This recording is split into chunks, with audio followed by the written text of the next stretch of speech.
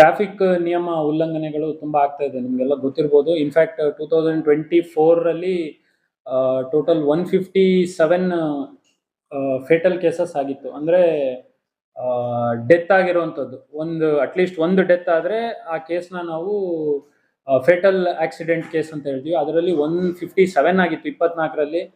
ನಾವು ಇನಿಷಿಯಲಿ ತಮಗೆ press meet ಕರೆದಾಗ ನಾವು 120 ಒಳಗಡೆ ಮಾಡಬೇಕು ಅಂತ ಇಟ್ಕೊಂಡಿದ್ವಿ ಅಂತ ಹೇಳಿದ್ವಿ. ಬಟ್ ಅದು 120 ಇರಲಿ, ಅದು ಲಾಸ್ಟ್ ಇಯರ್ಕ್ಕಿಂತ ಜಾಸ್ತಿ ಆಗಿದೆ. 24ಕ್ಕಿಂತ 2025ರಲ್ಲಿ ಟೋಟಲ್ 166 ಆಗಿದೆ. ಸೊ 9 ಫೇಟಲ್ ಆಕ್ಸಿಡೆಂಟ್ಗಳು ಜಾಸ್ತಿ ಆಗಿದ್ದಾವೆ. ಸೊ ನಿಮ್ಗೆ ಗೊತ್ತಿರ್ಬೋದು, ಅದಕ್ಕೆ ಹಲವಾರು ಕಾರಣಗಳಿದಾವೆ. ದಟ್ ಒಂದು, ನಮ್ಮ ಭೀಮಾ ಬ್ರಿಡ್ಜ್ ಯಾವಾಗ 2 ಬಾರಿ ರಿಪೇರ್ಗೆ, ಮತ್ತೆ ರಿಪೇರ್ ಅಂದ್ರೆ ನಮ್ಮ ಅದು ಹೊಸದಾಗಿ ಮಾಡಬೇಕು ಅಂತೇಳಿ ಅದನ್ನ ದುರಸ್ತಿ ಕಾಮಗಾರಿ ಅದನ್ನ ಬ್ಲಾಕ್ ಮಾಡಿದಾಗ ಟೋಟಲ್ ಟ್ರಾಫಿಕ್ ಲೋಡು ನಮ್ಮ ಈ ಒಂದು ಡಾನ್ ಬಾಸ್ಕೋ ಕ್ರಾಸ್ಗೆ ಬಂದಿತ್ತು. ಆ ಟೈಮಲ್ಲಿ ಸ್ವಲ್ಪ ಜಾಸ್ತಿ ಪ್ರಕರಣಗಳಾಗಿದ್ದಾವೆ. ಅದಲ್ಲದೆ ಟೋಟಲ್ ನಾವು ಹಲವಾರು ಬಾರಿ ನಮ್ಮ ಪೊಲೀಸ್ ಕಡೆಯಿಂದ ಎಲ್ಲ ಸಾರ್ವಜನಿಕರಿಗೆ ಮನವಿ ಮಾಡಿದ್ದೀವಿ, ದಯವಿಟ್ಟು ಹೆಲ್ಮೆಟ್ ಹಾಕೊಳ್ಳಿ ಅಂತ. ಬಿಕಾಸ್ ಹೆಲ್ಮೆಟ್ ಹಾಕೊಂಡ್ರೆ, ನಾನು ಇದುವರೆಗೂ ನಾವು 4 ವರ್ಷದಲ್ಲಿ ಹೆಲ್ಮೆಟ್ ಹಾಕೊಂಡು ತೀರ್ಕೊಂಡಿರೋರ್ನ ಇದುವರೆಗೂ ಎಲ್ಲೂ ನೋಡಿಲ್ಲ.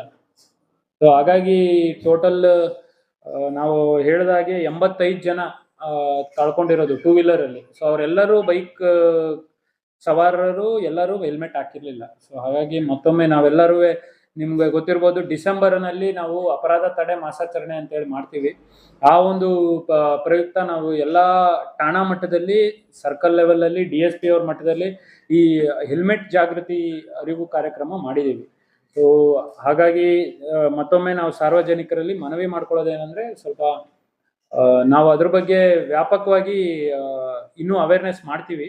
ಸೊ ಈಗ ನಾವು ಶಾರ್ಟ್ ವಿಡಿಯೋ ಕ್ಲಿಪ್ ಮಾಡ್ತಾ ಇದ್ದೀವಿ ನಮ್ಮ ಯಾದಗಿರಿ ಜಿಲ್ಲಾ ಪೊಲೀಸ್ ಕಡೆಯಿಂದ, ಸೋಷಿಯಲ್ ಮೀಡಿಯಾ ಮಾನಿಟರಿಂಗ್ ಸೆಲ್ ಅವ್ರ ಕಡೆಯಿಂದ.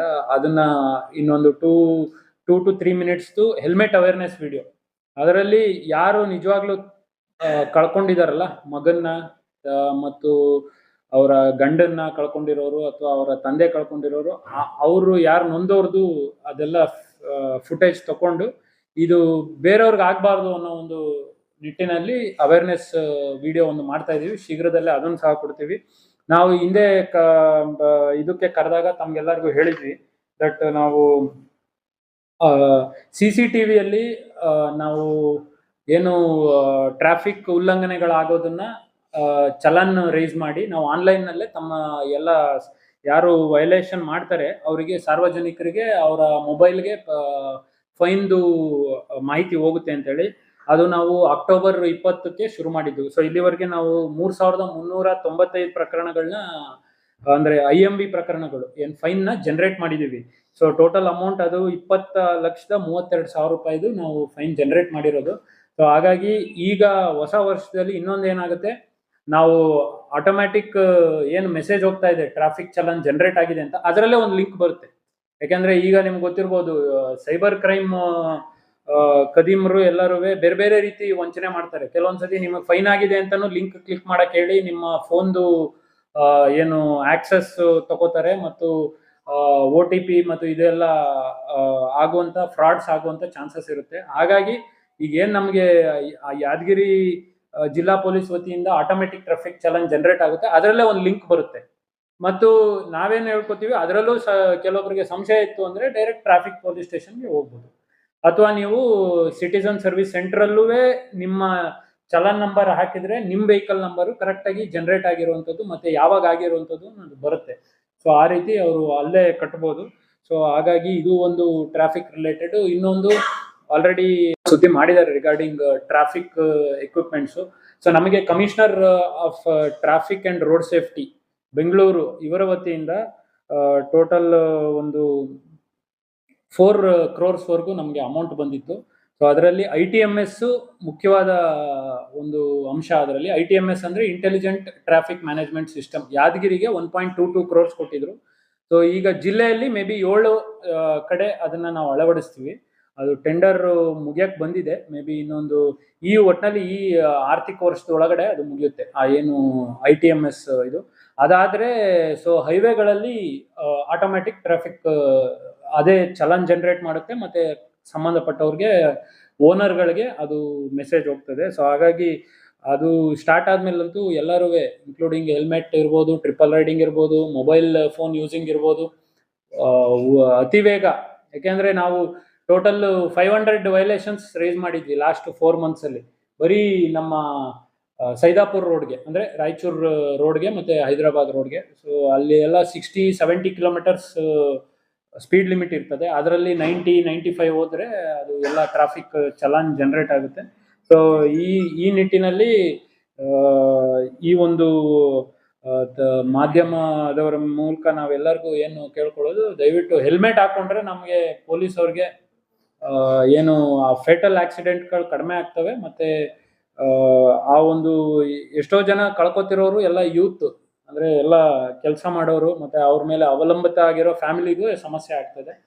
ಹಾಗಾಗಿ ದಯವಿಟ್ಟು ಇದು ಟ್ರಾಫಿಕ್ ನಿಯಮ ಉಲ್ಲಂಘನೆ. ಮತ್ತು ಇನ್ನೊಂದು ಇಂಪಾರ್ಟೆಂಟ್ ಅಪ್ಡೇಟ್ ಅಂದ್ರೆ AC ಅವರಿಂದ ತಮಗೆ ಒಂದು ನ್ಯೂಸ್ ಪೇಪರ್ ಅಲ್ಲಿ ಕವರ್ ಮಾಡಿದ್ರು ರಿಗಾರ್ಡಿಂಗ್ ಬೈಪಾಸ್ ರೋಡ್.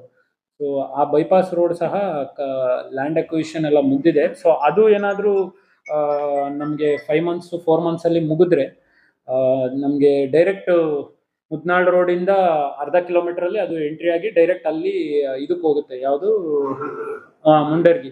ಸೊ ಅಲ್ಲಿಗೆ ಹೋಗ್ಬಿಟ್ರೆ ನಮಗೆ ಸಿಟಿಗೆ ಇನ್ಕಮಿಂಗ್ ಟ್ರಾಫಿಕ್ ಅರೌಂಡ್ 40% ಕಡಿಮೆ ಆಗುತ್ತೆ. ಅವಾಗ ನಮಗೆ ಇನ್ಕ್ಲೂಡಿಂಗ್ ಆಕ್ಸಿಡೆಂಟ್ಸ್ ಆಗಿರ್ಬೋದು, ಮತ್ತೆ ಆ ಒಂದು ಟ್ರಾಫಿಕ್ ದಟ್ಟಣೆ ಇಂಪ್ರೂವ್ ಆಗುತ್ತೆ ಅನ್ಕೊಂಡಿದೀವಿ. ಸೊ ನಾವು DC ಸಾಹೇಬ್ರಿಗೆ ಮನವಿ ಮಾಡ್ಕೊಂಡಿದ್ವಿ. AC ಅವರು ಬಹಳ ಒಂದು ಇಂಟ್ರೆಸ್ಟ್ ಅಲ್ಲಿ ಹೊಸ ಬಂದಿರೋ AC ಅವರು ಅದನ್ನ ಮಾಡಿದ್ದಾರೆ, ಲ್ಯಾಂಡ್ ಅಕ್ವಿಷನ್ ಕ್ಲಿಯರ್ ಮಾಡಿದ್ದಾರೆ, ಯಾವುದು ಬೈಪಾಸ್ ರೋಡ್ದು. ಅದೇ ರೀತಿ ನಮ್ಮ ಇದನ್ನು ಅಷ್ಟೇ, ಸೂರತ್ ಚೆನ್ನೈ ಎಕ್ಸ್ಪ್ರೆಸ್ ವೇ ಇದುವೆ. ನಮ್ಮ ಜಿಲ್ಲೆ ಸ್ವಲ್ಪ ಹಿಂದುಳಿದಿತ್ತು ಈ ಒಂದು ಲ್ಯಾಂಡ್ ಅಕ್ವಿಷನ್ ಮತ್ತೆ ಆ ಕೆಲಸದಲ್ಲಿ. ಅದನ್ನು ಸಹ AC ಅವರು ಮತ್ತೆ ನಾವು DC ಅವರು ಖುದ್ದಾಗಿ ಒಂದೆರಡು ಜಾಗಕ್ಕೆ ಎಲ್ಲಿ ತುಂಬಾ ಸಮಸ್ಯೆ ಇತ್ತು ಅದನ್ನ ವಿಸಿಟ್ ಮಾಡಿದ್ದೀವಿ. ಸೊ ಹಾಗಾಗಿ ಎಸ್ಪೆಷಲಿ ಟ್ರಾಫಿಕ್ ನಮ್ಗೆ ಗೊತ್ತಾಗ್ತಾ ಇದೆ. ಈಗ ರೀಸೆಂಟ್ ಆಗಿ ಐ ಥಿಂಕ್ ಉದಯ್ ಅವರು ಮಾಡಿದ್ರು ಒಂದು, ಯಾವುದು ರೈಲ್ವೆ ಸ್ಟೇಷನ್ ಹತ್ರ ಸಮಸ್ಯೆ ಆಗ್ತಾ ಇದೆ ಅಂತೇಳಿ. ಅದಕ್ಕೂ ನಾವು ಡಿಸ್ಕಸ್ ಮಾಡ್ತಾ ಇದೀವಿ ಏನ್ ಮಾಡ್ಬೋದು ಅಂತೇಳಿ. ಏನಾದ್ರು ಒಂದು ಸಿಂಗಲ್ ಲೈನ್ ಮಾಡಿ ಮತ್ತೆ ಬೇರೆ ಕಡೆಯಿಂದ ಬರೋ ತರ. ಬಟ್ ಅಲ್ಲಿ ಹೆವಿ ವೆಹಿಕಲ್ಸ್ ಬಂದ್ರೆ ಅದು ಒಳಗಡೆ ಟರ್ನ್ ಆಗಲ್ಲ, ಅದು ಒಂದು ಸಮಸ್ಯೆ ಇದೆ. ನೋಡೋಣ, ಈಗ ಹಲವಾರು ಸಮಸ್ಯೆ ಇದೆ. ಬಟ್ ರೋಡ್ಸು ನಿಮ್ಗೆ ಗೊತ್ತಿರ್ಬೋದು, ಚಿಕ್ಕದಿದೆ, ಒಂದು ಸಿಂಗಲ್ ಪಾರ್ಕಿಂಗ್ ಮಾಡಿದ್ರು ಸಮಸ್ಯೆ ಆಗುತ್ತೆ. ಸೊ ಪಬ್ಲಿಕ್ ಅವರು ಸ್ವಲ್ಪ ಸಿವಿಕ್ ಸೆನ್ಸ್ ಇದ್ದು ಎಲ್ಲಿ ಜಾಗ ಇರುತ್ತೆ ಅಲ್ಲಿ ಹುಡ್ಕೊಂಡೋಗಿ ಹಾಕೋದ್ಕಿಂತ ಅವರು ಎಲ್ಲಿ ಅಂಗಡಿ ಮುಂದೆ ನಿಲ್ಲಿಸಿದ್ರೆ ನಮಗೆ ಸಮಸ್ಯೆಗಳಾಗ್ತವೆ. ಸೊ ಇವಿಷ್ಟು ನಮ್ಮ ಕಡೆಯಿಂದ.